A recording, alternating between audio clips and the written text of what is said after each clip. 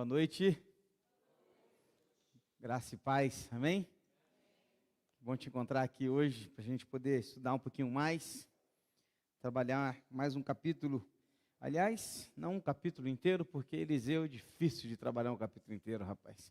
São pequenos versículos que dá para a gente fazer aqui uma série de estudos de semanas. Então a gente não vai passar por um capítulo inteiro não, mas a gente vai passar por alguns versículos e vamos aprender muito com estes nesta noite, que falaremos sobre servos, satisfação e graça. Servos, satisfação e graça. Quero convidá-lo a abrir a sua Bíblia, no segundo livro dos Reis, capítulo 4.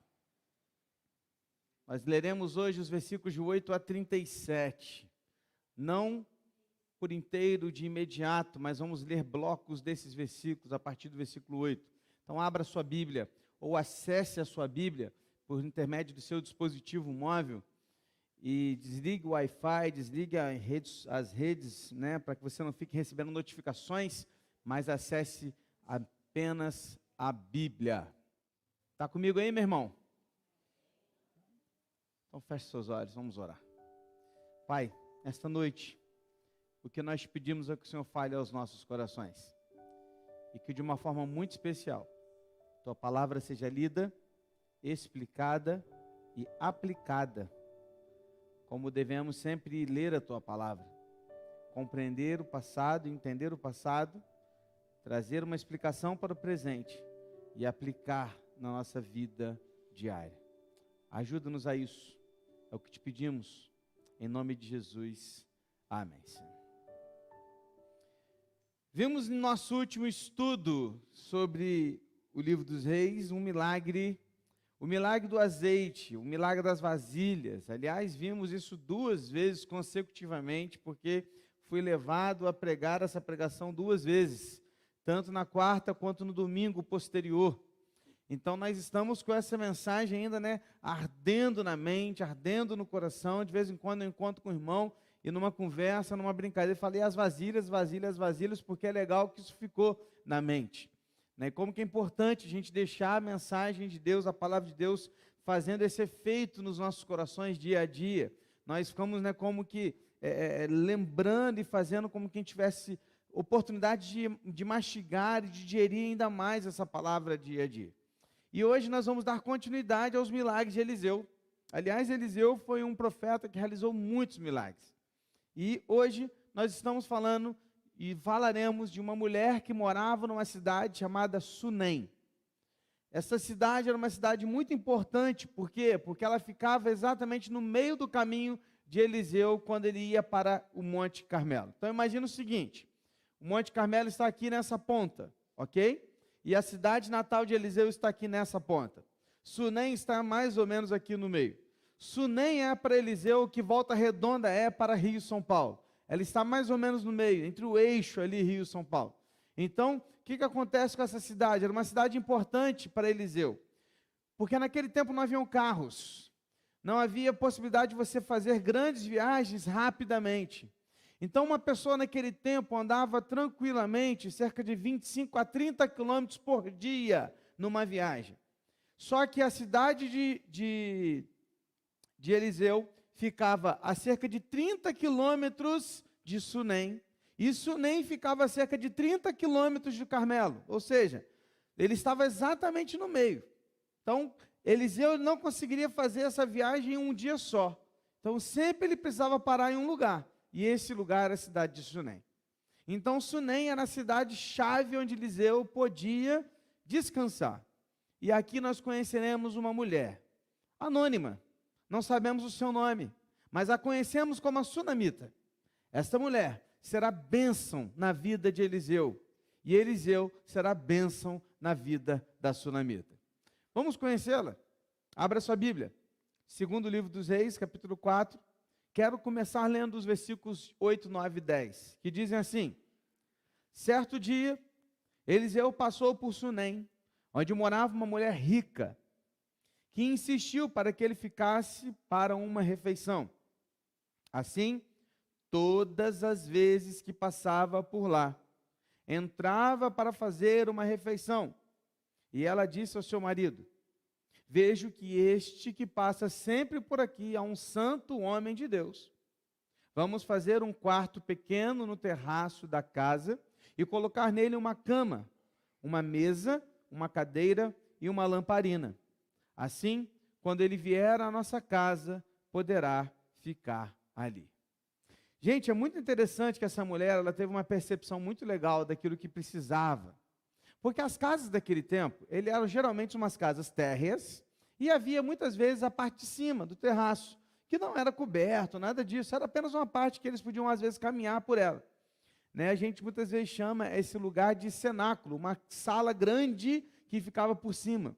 E essa mulher, que a Bíblia diz que ela era rica, ela tinha uma boa casa no térreo. E ela, percebendo que Eliseu passava por ali tantas vezes, ela chamou o seu marido e falou com ela: vamos construir um quarto para o profeta. Irmãos, um profeta não precisa mais do que ela deu para ele. Um pastor não precisa mais do que isso. Uma cama para descansar, uma mesa, uma cadeira para ler a Bíblia, um livro e uma lamparina para quando tiver à noite. Tá bom demais. Era o que ele precisava, lugar para ler e lugar para descansar. E aquela mulher fez isso, um quarto para ele. E algumas coisas me chamam a atenção logo no início desse texto. Eu queria compartilhar com você algumas coisas. Primeiro, o nome dela não aparece na Bíblia. Irmãos, essa mulher é uma mulher anônima. Não tem nome dela. Perceba que a Bíblia não se preocupou em dar o nome dela. Sabe por quê, queridos? Porque nem sempre o nome é importante. Aliás, na grande parte, o nome é o que menos importa. Porque o que importa é se você serve com a sua vida. Os grandes servos de Deus são anônimos. Presta atenção. O que a Bíblia diz? Que os menores serão os maiores no reino dos céus. Não é assim? Quem são os menores? São os anônimos. Não são os pastores da televisão. Não são aqueles que têm milhões de seguidores no Instagram ou em qualquer outra rede social. Não são. São os menores. São os anônimos. São aqueles que não têm nome. Eu me lembro que quando eu fiz o seminário, aliás, quando eu ia fazer o seminário, eu estudava, eu fazia faculdade na FOA, eu estava no meu terceiro período de administração lá na FOA, primeiro curso de administração, lá em Três Poços, e eu conheci um rapaz, o nome dele era Rafael, e ele era do Projeto Vida. E a gente conversava muito, que nós éramos cristãos, ele te vinha de ônibus, ele morava no Retiro, e eu morava na Açude, então ele te via boa parte do período ali de ônibus juntos, a gente conversava, e ele era um cara muito gente boa, cristão até hoje, já esbarrei com ele alguns dias aí, a gente sempre se fala quando possível. E eu me lembro que quando eu falei para ele assim, cara, eu vou largar a administração, porque Deus me chamou para o ministério, eu vou fazer seminário e agora eu vou ser pastor. E ele falou assim, poxa, Alisson, que legal, fico muito feliz por você, e a partir de agora você não tem mais nome. Eu falei, como assim? Cara, você não tem mais nome. Ninguém te chama de Alisson mais. Só vão te chamar de pastor. As pessoas vão passar a te chamar de pastor. Por quê? Porque agora você é um anônimo. Agora o que importa não é quem é você, mas é o que você faz no reino de Deus. Queridos, seja um anônimo no reino de Deus. Alguém que faz apenas porque ele merece toda a nossa adoração e todo o nosso favor e tudo que a gente tem para dar. Apenas isso. Aquela mulher era uma mulher rica, de alto poder aquisitivo. A Bíblia diz que ela era rica. Queridos, ela andava entre os mais respeitados grupos daquele período. Mas aquela mulher, ela não estava preocupada em agradar os grandes homens, em agradar as pessoas políticos, agradar aqueles que tinham os reis. Não, ela estava preocupada em agradar um homem que caminhava por ali e ia servir a Deus. Ela dedicou sua vida para isso. E ela era alguém atenta, ligada. Ela percebeu que o profeta passava por ali, percebeu que aquele profeta era um grande homem de Deus e percebeu a sua necessidade. Sabe, querido, às vezes nós temos dificuldades de percepção. Por quê? Porque geralmente, hoje em dia, a gente não olha mais nos olhos. A gente não olha mais nos olhos das pessoas. A gente tem dificuldade de perceber as necessidades das pessoas. E aquela mulher não teve dificuldade. Ela olhou para aquele homem e viu, esse homem é um homem de Deus. Esse homem é um homem que precisa da minha ajuda e eu vou fazer o que for preciso para ajudá-lo. Quantas vezes, queridos, as pessoas estão ao seu lado, precisando de algo que você não percebe? Quantas vezes, querido, você está diante da pessoa e você não percebe que ela está precisando de uma ajuda, de um abraço, de só um abraço, de mais nada. E muitas vezes essa pessoa é o seu líder, é o seu pastor, porque no caso aqui era um profeta. Era uma mulher atenta ao que acontecia, e ela decidiu fazer algo. Ela escolheu servir ao Senhor, servindo o profeta. Ela decidiu, ela fez uma escolha, porque ela poderia ter, olha só que situação interessante, porque ela poderia não ter percebido, mas ela percebeu. Ela poderia ter percebido e não feito nada, porque também tem gente que percebe e não faz nada, mas ela não apenas percebeu, ela agiu. O que precisamos muitas vezes, queridos, no reino de Deus, são de pessoas assim, que percebem e que agem, que não ficam esperando, mas fazem a sua parte. Aquela mulher decidiu fazer algo, aquela mulher escolheu servir ao Senhor, servindo ao profeta de Deus naquele lugar. Sabe, meus irmãos, hoje em dia muitas pessoas têm ainda dificuldades em servir seus pastores, seus líderes, achando que serão considerados os puxa-sacos. Aquela mulher, mesmo sendo rica, escolheu servir o profeta, pois ela sabia que assim ela servia a Deus. Sabe, meus irmãos, pode parecer que não, mas a atitude dessa mulher ajudou muito o profeta Eliseu.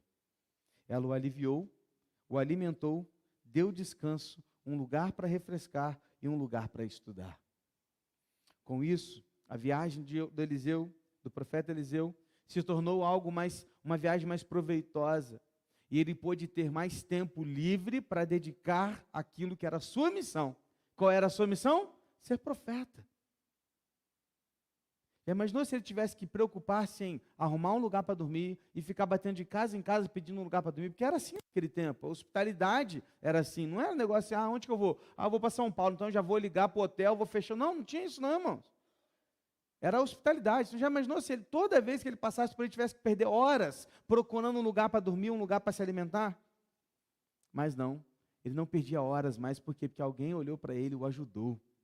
Facilitou a vida dele, ele teve tempo para dedicar ao estudo da palavra, teve tempo para dedicar à profecia, aquilo que Deus o havia chamado para fazer. Quando você serve seus pastores, quando você serve seus líderes, você o alivia, você dá descanso, alegria e refresco. Seja uma sunamita na vida dos seus pastores. Com isso, ele teve tempo de se dedicar ainda mais ao ministério da palavra. Pode ser bobeira, queridos, mas vocês não têm ideia do como que pequenos atos fazem diferença nas nossas vidas. Eu tenho falado muito isso com a minha esposa nos últimos dias. Eu queria até falar com você para você entender, porque às vezes a gente fala, às vezes você não entende. Mas, por exemplo, a igreja não fez nada dos meus 10 anos de ministério aqui na igreja. Não fez nada institucionalmente.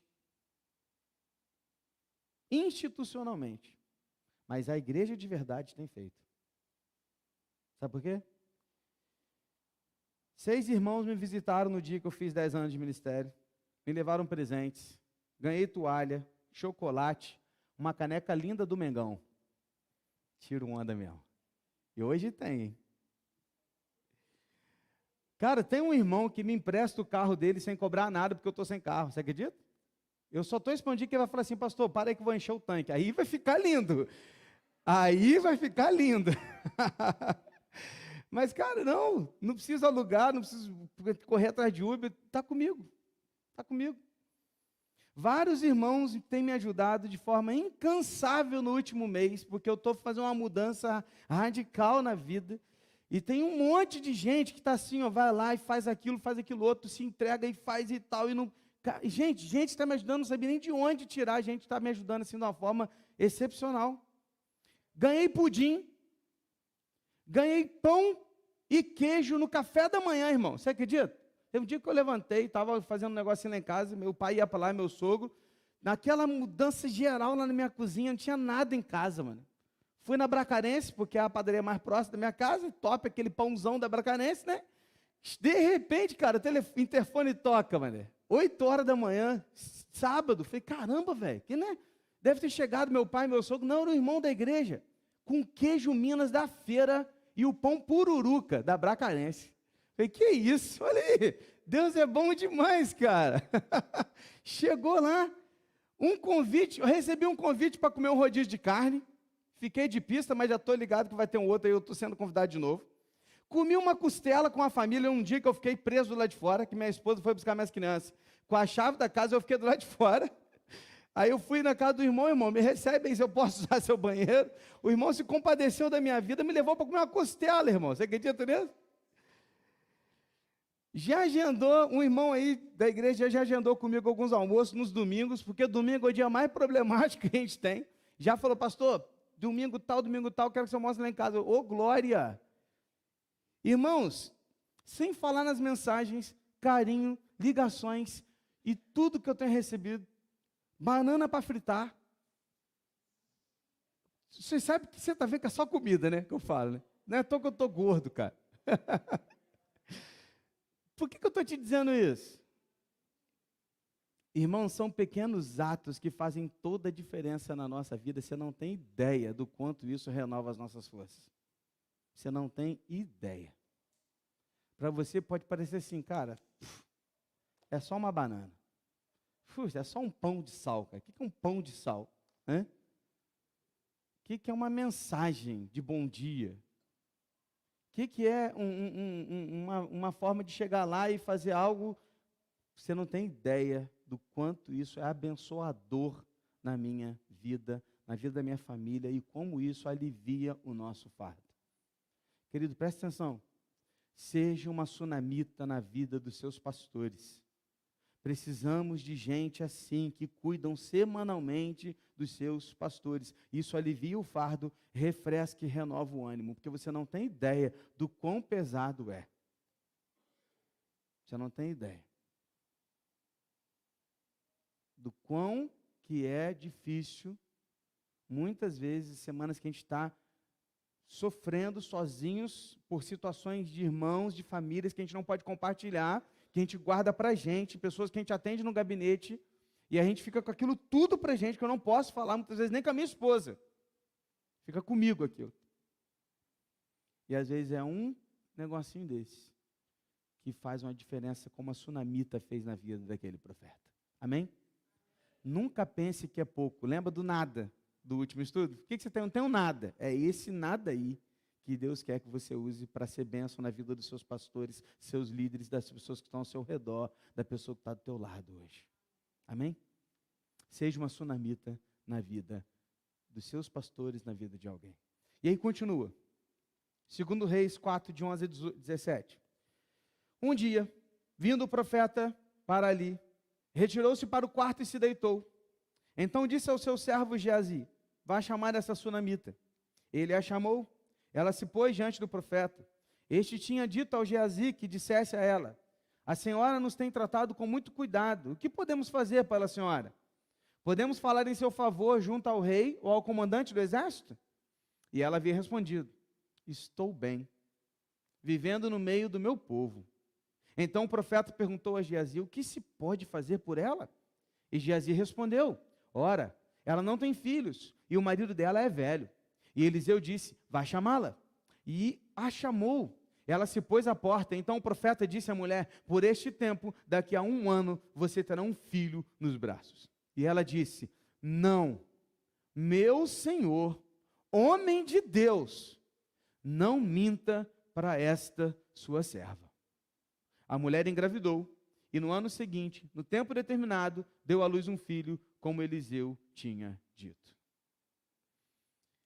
Eliseu descansava na casa daquela mulher praticamente todas as semanas,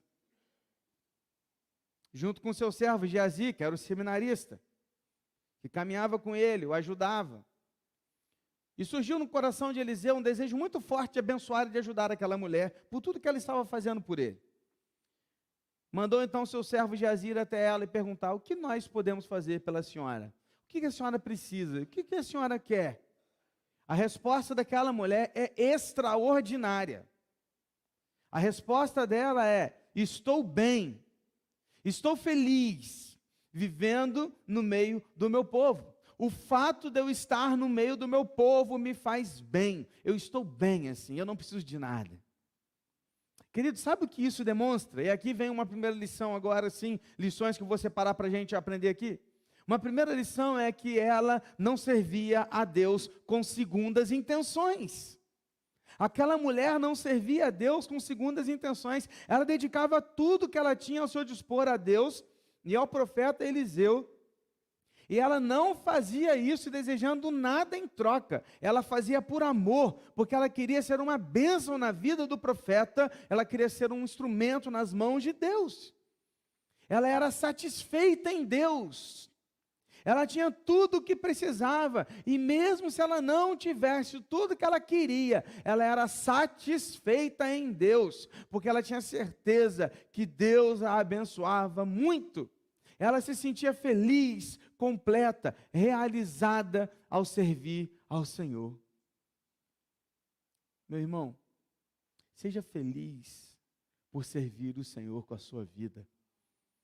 Não há nada mais satisfatório que servir a Deus com as nossas vidas. Sabe por quê? Porque Deus não precisa de nós. Ele não precisa de você. Ele não precisa de mim. Ele não precisa de nós. Deus, Ele tem o poder de criar o universo com a palavra. Você acha mesmo que Ele precisa de você? Você acha mesmo? Precisa não. Ele faz o que Ele quer. Mas é um privilégio para nós podermos servir no seu reino. Então, não tem nada mais satisfatório que servir ao Senhor com as nossas vidas. Nada nesta vida pode nos fazer mais feliz que a presença de Deus em nós, que o Espírito Santo que habita no nosso coração. Isso não significa que você não deva buscar novas realizações, novos sonhos, novos projetos para a família, para os seus filhos, para você mesmo. Não, querido, tem nada a ver uma coisa com a outra. Porque senão você vai falar assim, o pastor então está ensinando que eu tenho que ser feliz do jeito que eu sou, do jeito que eu tenho, o que eu tenho, então não vou correr atrás de mais nada, não vou trabalhar mais, não vou buscar melhores condições financeiras, não é isso não. O que eu estou querendo te dizer é que você precisa ser satisfeito com o que você tem, buscando sim melhorar sempre, mas sempre satisfeito com o que Deus já te deu. É isso que essa mulher nos ensina. Porque tem gente que não consegue ser feliz, porque coloca todas as suas perspectivas em coisas deste mundo, em situações que ele ainda não alcançou, nas coisas que ele ainda não tem, e nas coisas que os outros têm, mas que ele ainda não recebeu. Ele não é feliz, porque toda a comparação dele está nos stories de Instagram. E ele vê todos os stories, todo mundo viajando, passeando, conquistando, e ele não. E a alegria dele vai sendo dissipada, por quê? Porque ele está olhando no outro, e não naquilo que Deus já te deu. Busque em primeiro lugar o reino de Deus e a sua justiça, e as demais coisas lhe serão acrescentadas. Querido, nunca sirva a Deus pensando em receber algo em troca.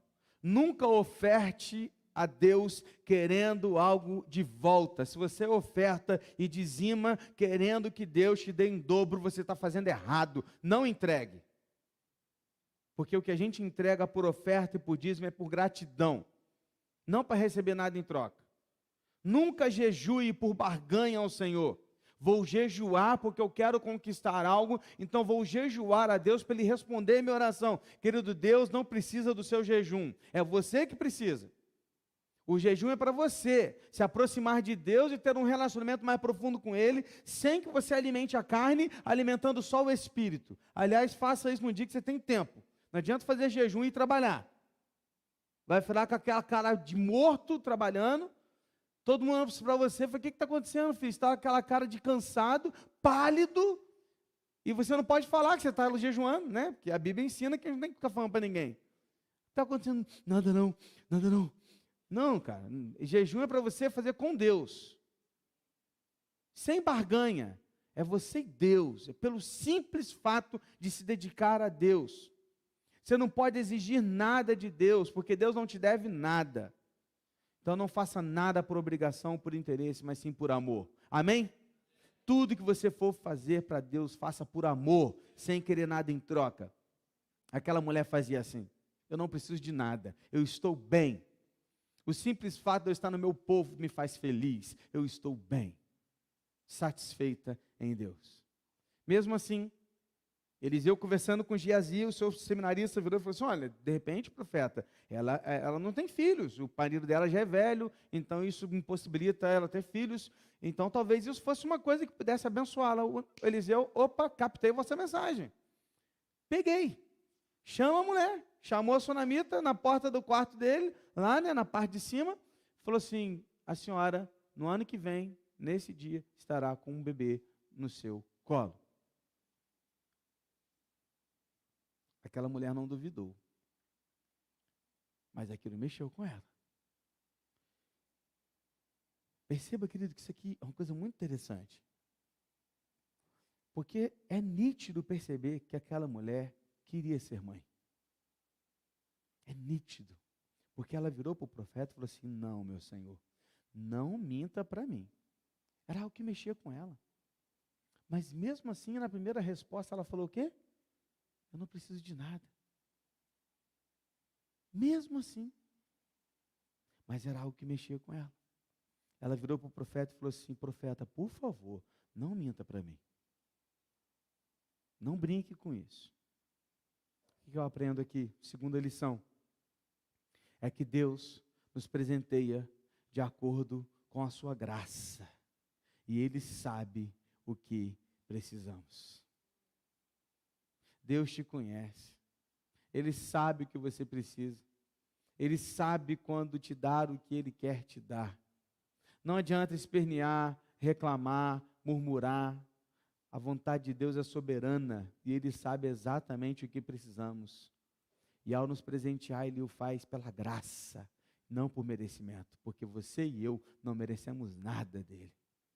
Então, tudo que você tem, tudo que Ele te dá, é pela graça.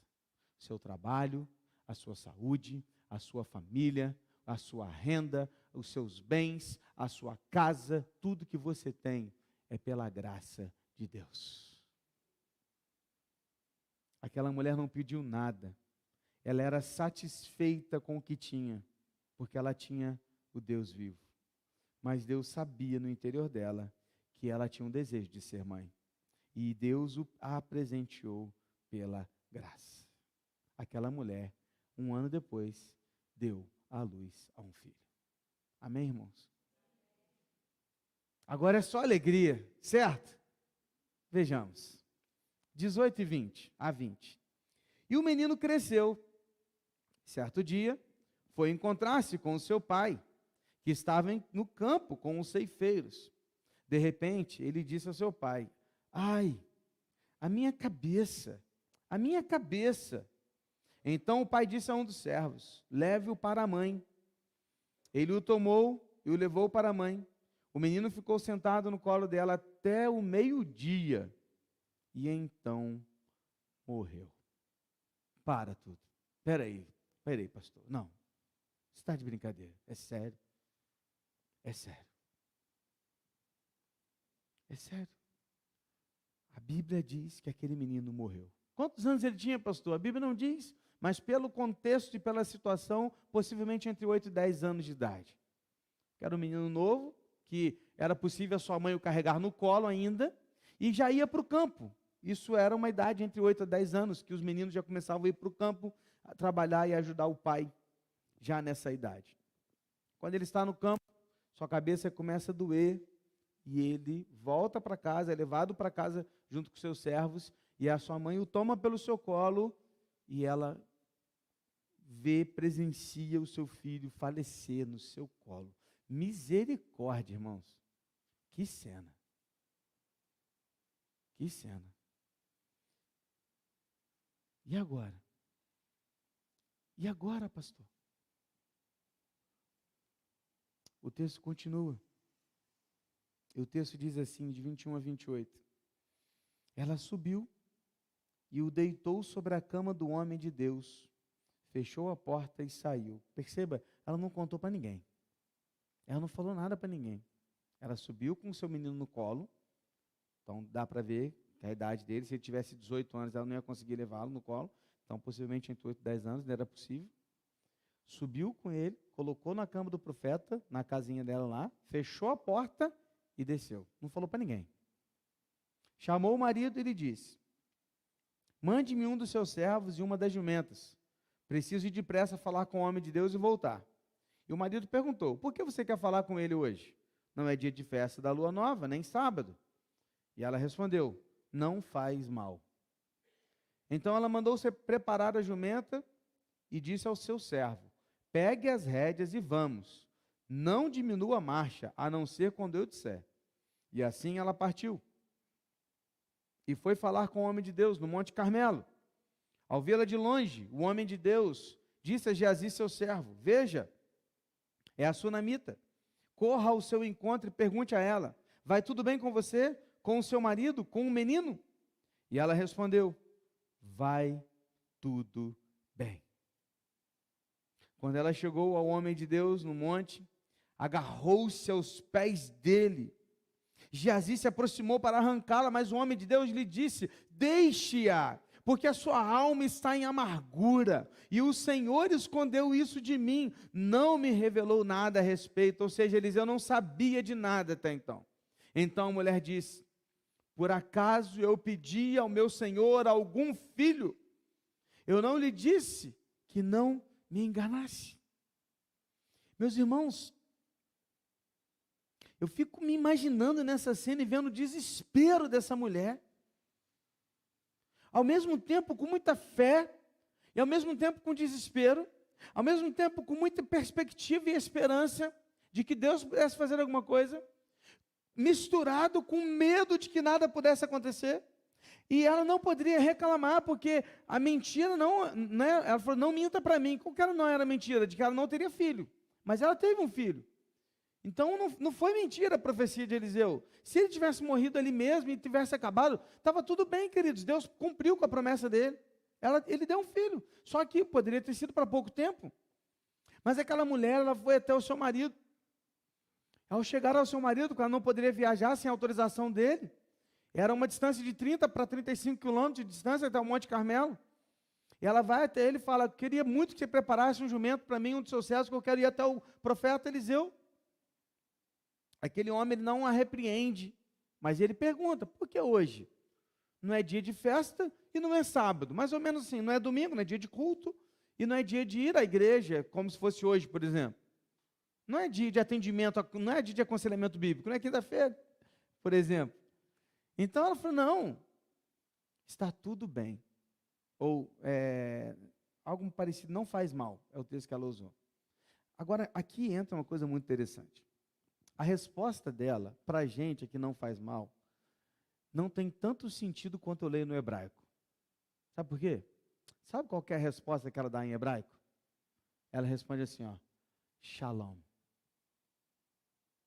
Por que hoje? Ela responde, shalom. O que significa shalom, pastor? Shalom significa paz, bem-estar, plenitude, prosperidade. Que estava tudo bem. A resposta dela para aquele seu marido era shalom. Eu estou em bem-estar, eu estou prosperando, eu estou plena, eu estou em paz. É a resposta dela. Ela pega o jumento, o marido permite que ela vá, o servo leva o jumento em direção ao Monte Carmelo, e ao avistá-la, o profeta viu de longe, opa, aquela mulher eu conheço, é aquela que nos recebe na sua casa. Eliseu já era um homem mais de idade, Geazi, um menino mais novo, um jovem, olhou para Geazi e falou assim, corra até ela e pergunta o que está acontecendo. Ela não veio aqui à toa. Eliseu já se ligou. E aquele menino parte em direção a ela. E quando ele chega até a sunamita, ele pergunta, o que aconteceu? O que está acontecendo? Por que você está aqui? Sabe qual é a resposta dela? Shalom. É a mesma palavra. Está tudo bem, mas no hebraico é a mesma palavra. Shalom. Estou plena. Estou bem-estar. Estou em paz. Estou próspera. Era a resposta dela. Sabe o que eu aprendo aqui? Uma terceira lição. Estar bem não é sobre a situação ou a circunstância, mas é sobre confiar no Senhor dos Senhores em todo o tempo. Isso é estar bem. Queridos, aquela mulher estava bem sem filho, servindo a Deus e no meio do seu povo. Já com o seu filho morto, diante do seu marido, a resposta dela, está tudo bem. E agora, diante do servo de Deus, o profeta, ela responde, está tudo bem. Ela responde, shalom, quando ela não tinha nada. Ela responde, shalom, quando o filho dela morre e o marido pergunta. Ela responde, shalom, ao profeta de Deus, quando ele pergunta o que está acontecendo. Sabe por quê? Porque ela continuava em paz. Ela continuava próspera, ela continuava em bem-estar, plena, satisfeita em Deus. Por quê? Porque a satisfação da vida dela não era sobre as circunstâncias, mas era sobre em quem ela confiava. E porque ela confiava em Deus, ela sabia que estava tudo bem. Ela sabia. Só tem shalom quem tem Javé. Só tem plenitude quem tem Deus. Só tem satisfação quem tem Cristo. Só pode dizer, está tudo bem, shalom, nos momentos mais difíceis, quem tem o Espírito de Deus na sua vida. Eu já falei com vocês aqui sobre uma experiência de um livro que eu li, do Philip Yancey, e ele contava a experiência de que ele foi fazer algumas pesquisas nos hospitais, e ele começou a fazer várias entrevistas com as enfermeiras que ficavam nos setores de terminais. Setores de UTI, de CTI, de doenças terminais, que normalmente as pessoas faleciam. E ele então começou a pesquisar e conversando, entrevistando aquelas enfermeiras e enfermeiros. A resposta depois que ele teve, quando ele colocou numa planilha e começou a fazer dados, foi que a maioria dos enfermeiros respondia que havia algo diferente na morte do crente. E eles falavam assim, olha, pastor Philip Yancey, eu não sei o que acontece. Mas quando tem uma família aqui, que quem está morrendo é crente, é diferente. Tem uma paz, não tem desespero. Mas quando não é, o negócio é diferente. Sabe por que tem essa diferença? Porque aqui tem shalom. Por que tem shalom? Porque aqui tem a paz de Deus nas nossas vidas. Agora ela estava diante do representante de Deus. E quando ela chega aos pés de Eliseu, aí as coisas mudam. Porque ela desaba aos pés dele. Ela agarra os pés de Eliseu. E a Bíblia não diz que ela chorou, mas eu acho muito difícil ela não ter chorado naquele momento.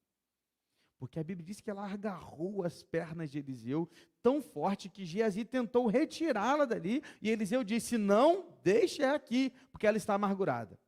Deixa. E Deus não me disse o que aconteceu. Deixa. Sabe qual que é a diferença, querido? A diferença é que quando ela chega diante de Deus, ela se derrama.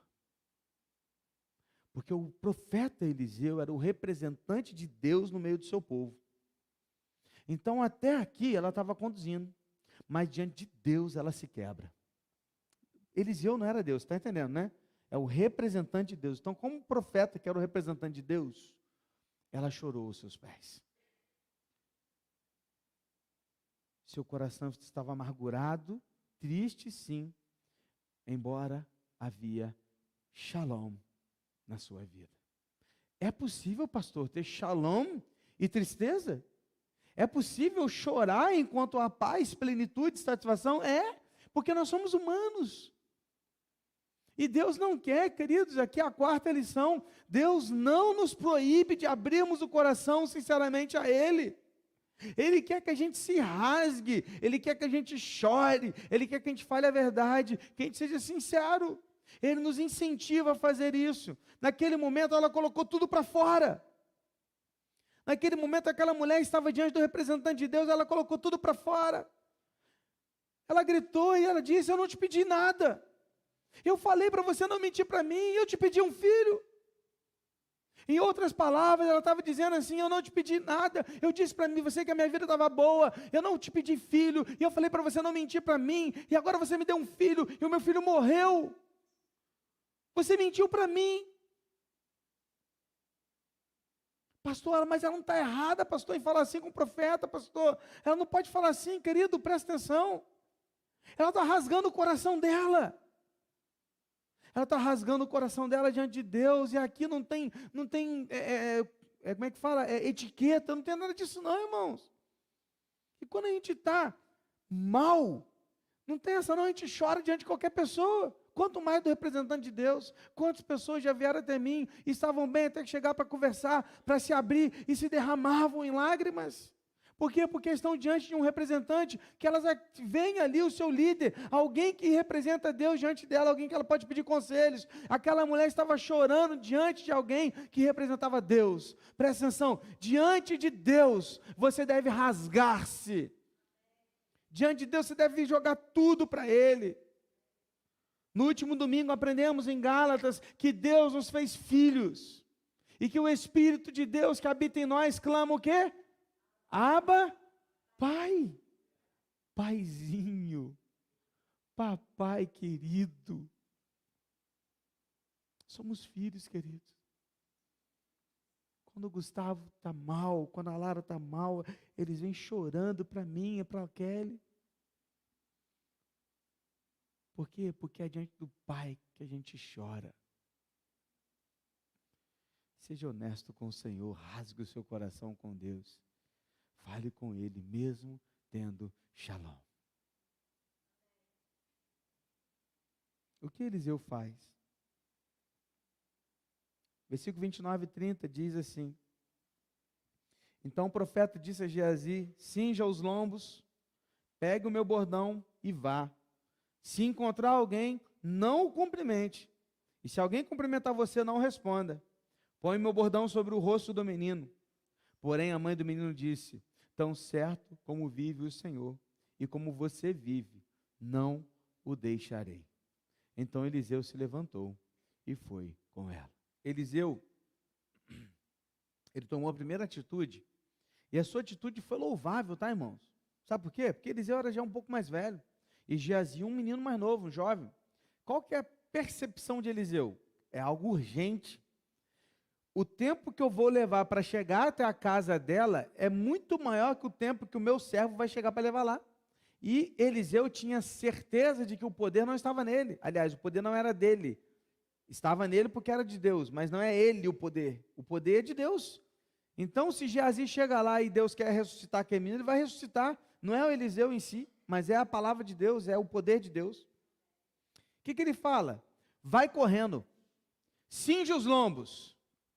De novo, vamos aprender o que é que cinge os lombos? Eles se vestiam assim naquele tempo? Não, vestidos compridos, ok?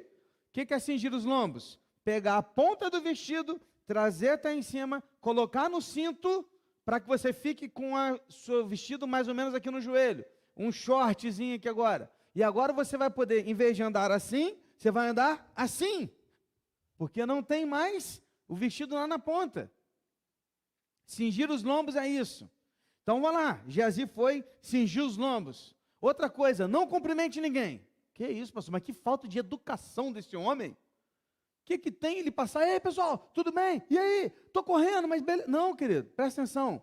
Isso aqui é o cumprimento nosso, Brasil. Porque a gente cumprimenta todos assim: e aí, está tudo bem? Está tudo bem. Não é assim? Pode estar nada bem, mas você fala: está tudo bem, né? E o tempo todo: e aí, tá, beleza, beleza. Você passa gritando os outros na rua, você grita o cara do outro lado da rua e está tudo bem, né? Isso é Brasil, mas naquele tempo não era isso não, meu irmão. Sabe por quê? Deixa eu te explicar como é que era o cumprimento daquele tempo. Não tinha WhatsApp, não tinha redes sociais, não tinha telefone, não tinha correios, nada disso, tá? Então, como é que era feita a comunicação entre os povos? Estou viajando por aqui, enquanto que alguém está viajando por aqui. Paro para cumprimentar. Opa, agora é o cumprimento. O que cumprimento? Olá, tudo bem? Tudo bem. De onde você é? Eu sou de fulano de tal, família tal, tal, tal. E aí, como é que está a coisa lá? Está assim, está assim, está assim. Morreu alguém? Morreu fulano de tal, tal, tal. Como é que estão as guerras? A guerra está assim, assim, assim. Conta tudo. Por quê? Porque quando esse cara voltar para a terra dele, ele vai falar assim: olha, lá naquilo lá está acontecendo. É assim que as notícias passavam. Então, o cumprimento era algo que, ó. Entendeu? Conhece alguém que fala assim: peraí, rapidinho, deixa eu falar um negócio com você, e fica? Você conhece? Então, é esse cara aí que é desse tempo, entendeu? Que não consegue falar assim: tá tudo bem, acabou. Não, ele vai, continua falando. Então, era assim o cumprimento. Então, o que ele faz? Não cumprimenta ninguém. E se alguém parar para te cumprimentar, porque ele poderia não cumprimentar, mas alguém falar, ô Geazi, não responda, porque se responder tem que conversar. Então finge que você não viu, continua reto. Porque senão você vai demorar a chegar. Leva o meu bordão, aí sim. Por que levar o bordão de Eliseu? Porque nesse caso, Eliseu sabe da autoridade que estava sobre ele. E que a porção dobrada de Elias foi passada a Eliseu. Lembra da porção dobrada? Que é transmitir como primogênito, ou seja, a herança de Elias como profeta passou para Eliseu. Então agora o profeta era Eliseu, então tinha que estar na autoridade de Eliseu. Então o bordão de Eliseu seria isso. E aí antes de continuar, pega uma coisa. Gente, tem situações que a nossa atitude deve ser urgente. Eliseu ouviu, meu filho morreu, pega tudo agora, cinge os nomes, pega tal, bora. Não pensou não, irmãos. Já tomou atitude logo. Tem coisa, gente, que não requer reflexões. Tem momentos que não requer reflexões, requer ações. Quem está com fome precisa de comida urgente, para hoje, não é para amanhã. Alguém que perdeu um familiar, ele não precisa de uma mensagem daqui a uma semana, ele precisa de um abraço agora. Ele precisa que você saia da sua casa agora e vai lá no portal dar um abraço nele. É isso que ele precisa. É urgente. Alguém que chora, não precisa que você passe por ela assinando, oi, tudo bem, Deus te abençoe. Não. Aquela pessoa que chora precisa de um abraço. Urgente. É agora, é do lado, um ombro amigo. Um enfermo carece de visita hoje, porque amanhã pode ser tarde demais. Então, querido, coisas que são urgentes, não deixe para fazer amanhã. Quantas vezes eu saí da minha casa, 11, meia-noite, porque eram coisas urgentes. O telefone tocou, pastor, por favor, ajuda a fulana. Morreu o pai, morreu a mãe, pega o carro, vou para lá, encontro com a pessoa, fico lá um tempo com ela, choro com ela, abraço, oro, e no outro dia estou lá de novo no sepultamento. Por quê? Porque são coisas urgentes. Coisas urgentes, não se pensa, gente. Faz. Então, Eliseu nos ensinou também isso. Agora, a sunamita não aceitou que fosse Geazi, mas disse a Eliseu, se você não for, eu não arredo o pé daqui. Eliseu, então, decide voltar com aquela mulher, até porque ele entendeu a gravidade e a urgência. Afinal, não era uma mulher que estava sempre pedindo coisas, nem uma mulher sem noção, era algo sério. Porque se é uma mulher que está o tempo inteiro na cabeça de Eliseu, quando é sério, eu falo assim, mais uma coisa. Mas se é alguém que está ali, na sua, está sempre tudo bem, não reclama, não murmura, mas no dia que dá ruim ele vai, cara, separa tudo que você dá atenção para essa pessoa. Separa tudo. Mas quando é uma pessoa que está o tempo inteiro, é igual mensagem de celular. Quando alguém que não está acostumado a me mandar mensagem, manda, eu paro tudo para abrir. Porque eu disse, cara, essa pessoa que nunca me manda mensagem, mandou hoje, opa, alguma coisa tem. Agora, se a gente que me manda, cara, eu paro, não, peraí, daqui a pouco eu vou olhar, se quando tiver uma atenção, eu olho. Por quê? Porque a gente percebe a necessidade, o que é urgente. Então, entenda o que é urgente. Aí o texto continua e vai fechar assim, para a gente terminar hoje. Geazi, 31, 37. Geazi foi adiante deles, mesmo assim, o seminarista foi na frente, tá? Pôs o bordão sobre o rosto do menino, porém não houve nele voz nem sinal de vida. Seminarista, gente, né? Não ia dar certo. Tem que dar uma colher de chá para o seminarista, né? Não ressuscitou, não aconteceu nada. Então voltou para encontrar-se com Eliseu e lhe disse, o menino não acordou. Quando o profeta chegou à casa, eis que o menino estava morto sobre a cama. Então ele entrou, fechou a porta e orou ao Senhor. Subiu à cama, deitou-se sobre o menino e pondo a sua boca sobre a boca dele, seus olhos sobre os olhos dele, as suas mãos sobre as mãos dele, se estendeu sobre ele e o corpo do menino aqueceu. Eliseu se levantou e andou no quarto de um lado para o outro, tornou a subir a cama, se estendeu sobre o menino e este espirrou 7 vezes e abriu os olhos. Então Eliseu chamou Geazi e disse, chame a sunamita. Ele a chamou. Quando ela chegou, Eliseu disse, pegue o seu filho. Ela entrou, lançou-se aos pés de Eliseu, prostrou-se em terra, pegou o seu filho e saiu. Amém, irmãos? Geazi tentou, mas nada aconteceu. Tem uma explicação para isso.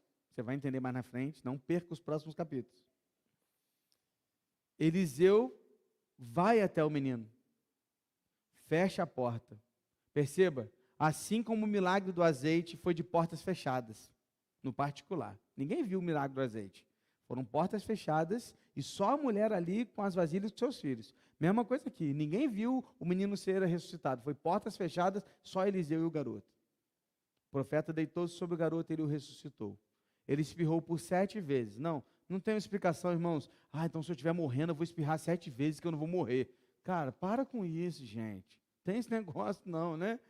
Para, isso aqui espirrou 7 vezes. Possivelmente, sei lá, alguma explicação científica tem, de repente porque tinha uma coisa ruim no pulmão, até tirar e tudo, sei lá, né?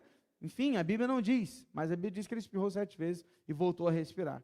Em seguida o profeta desceu com o menino e o entregou à sua mãe. Sabe, queridos, somente a graça de Deus pode dar vida. Somente a graça de Deus pode fazer um ventre estéril dar à luz ao menino. E somente a graça de Deus pode fazer o menino morto voltar à vida.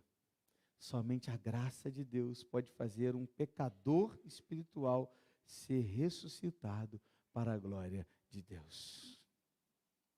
Foi Deus quem deu vida ao menino, mas ele usou Eliseu como instrumento para realizar a sua obra. O mesmo acontece, querido, com pecadores que precisam conhecer o Evangelho de Cristo. Deus precisa de você e de mim, não que Ele precisa, Ele usa a sua vida e usa a minha vida para levar o Evangelho de Deus àqueles que precisam ser ressuscitados. Sabe por quê? Porque o mundo está cheio de mortos. Porque aquele que está sem Cristo está morto. E esta pessoa precisa conhecer do Evangelho de Cristo. Nas palavras de Charles Spurgeon, um dos príncipes dos pregadores conhecido, grande pregador batista do século XVIII, disse assim: o Espírito Santo opera por meio daqueles que se sentem dispostos a entregar a vida por outros e a lhes conceder não apenas seus bens e ensino, mas também o próprio ser. Que bom seria se houvesse mais Eliseus, pois então veríamos mais transgressores mortos em pecado, ressurgindo para a vida em Cristo. Há Eliseus neste lugar? Há Eliseus aqui nesta noite? Há sunamitas aqui nesta noite? Homens e mulheres que dedicam suas vidas nas mãos de Deus para serem usados e servir pessoas, a servir seus líderes, servir seus pastores, servir a igreja de Cristo, servir os pecadores mortos que carecem da graça de Deus, sem segundas intenções, satisfeitos e felizes com a vida que têm, porque Deus quis assim. Onde estão, queridos, os Eliseus? Onde estão as sunamitas? Onde elas estão aqui neste lugar? A pergunta que eu faço para você hoje é essa: há algum Eliseu sentado aqui neste plenário? Há alguma sunamita aqui? E não entenda sunamita só mulheres, Eliseu só homens, não, tá? Estou usando só o exemplo. Mas há aqui pessoas dispostas a serem usadas por Deus para que vidas sejam ressurretas em Cristo Jesus? Como está você hoje? Qual é a sua situação? Como você está? Qual é a resposta que você tem para dar? Shalom? Está tudo bem? Porque você confia no seu Deus, mesmo que tudo esteja desabando? Shalom? E você está pronto a desabar diante do seu Deus, porque lá com Ele você pode fazer isso? Como está a sua vida hoje? Qual é a sua resposta para Deus? Feche seus olhos. Vamos orar. Servos satisfação e graça. 3 perguntas. Servos. Há servos aqui hoje, prontos para serem Eliseus e Sunamitas, para trabalharem para o reino de Deus, sem querer nada em troca? Servindo aos seus líderes de uma maneira e servindo aos outros de outra maneira, mas servindo. Servos. Satisfação. Você é satisfeito em Cristo, querido? Ou mesmo diante de tudo que você já ganhou, você ainda continua reclamando com Deus que não está bem? Qual é a sua resposta para essa pergunta? Você está bem? O que está acontecendo com você? Sua resposta é Shalom. E por fim, graça. O que a graça de Deus está fazendo no seu coração? As pessoas lá fora carecem da graça de Deus. Se você nessa noite, querido, quer colocar sua vida diante de Deus, diante desses pontos, eu quero orar com você. Eu não vou ficar te perguntando não, só fique em pé no seu lugar, só quero orar por você. Não importa qual seja a sua situação, se seja por ser servo, satisfação ou pela graça. Graças a Deus, graças a Deus, graças a Deus, graças a Deus. Amém, graças a Deus.